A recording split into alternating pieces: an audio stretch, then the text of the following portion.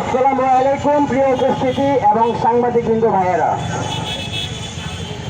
Victor জনা ইন্টারিমকে যে গণভোটের রায়ের বাস্তবায়ন করতে আমাদের ভাইদের আন্দোলন অনুসরণ করতে হচ্ছে।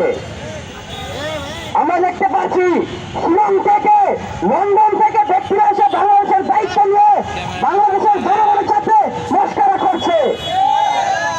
আপনারা স্পষ্টভাবে দেখেছেন জনাব তারেক রহমান সাহেব চট্টগ্রাম গিয়ে গণভোটের রায়ে হ্যাঁ ভোটের জন্য কার্যক্রম বাস্তবায়নের জন্য মানুষকে বলেছিলেন, কিন্তু ইন্টারিম গভর্নমেন্ট ক্ষমতা যাওয়ার পর মানুষের সাথে গাদ্দারি করার চেষ্টা করছে। আমরা তারেক রহমান সাহেবকে হুঁশিয়ারি দিয়ে বলতে চাই, জনগণের সাথে গাদ্দারি করে শেখ হাসিনা ক্ষমতায় থাকতে পারেনি। যদি আপনি জনগণের সাথে গাদ্দারি করতে চান তাহলে আপনাকে দেশ থেকে পালাতে হবে। শেখ হাসিনা ভারতের দালালি করেছিল, তাই এই দেশের জনগণ তাদেরকে এই দেশে থাকতে দেয়নি। কিন্তু আমরা স্পষ্টভাবে দেখতে পাচ্ছি তারেক রহমান সাহেব ভারতের দালালি করার পায়তারা করছে।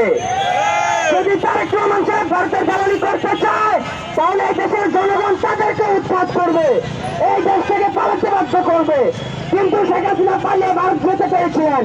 তারেক রহমান সাহেব, আপনি কোথায় যাবেন? আপনার তো পালানোর জায়গা নেই। আপনি গণভোটের গণরায়কে যেভাবে মস্করা করার চেষ্টা করছেন, গণভোটের গণরায়কে যেভাবে মাইনাস করে দেওয়ার চেষ্টা করছেন, এই দেশের জনগণ কিন্তু আপনাদেরকে একেবারে মাইনাস করে দিবে।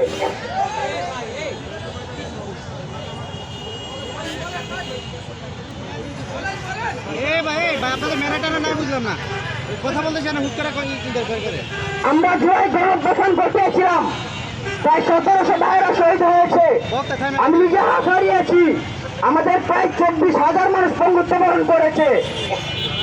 আমরা দেশের পরিবর্তন চেয়েছিলাম, আমরা ভেবেছিলাম তারেক রহমান সাহেব সরকার গঠন করে আমাদের গণভোটের রায়টা বাস্তবায়ন করবে, আমরা পরিবর্তন দেখতে পারবো।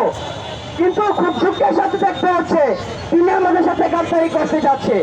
আমরা তার কাছ থেকে এরকম কিছু আশা করিনি।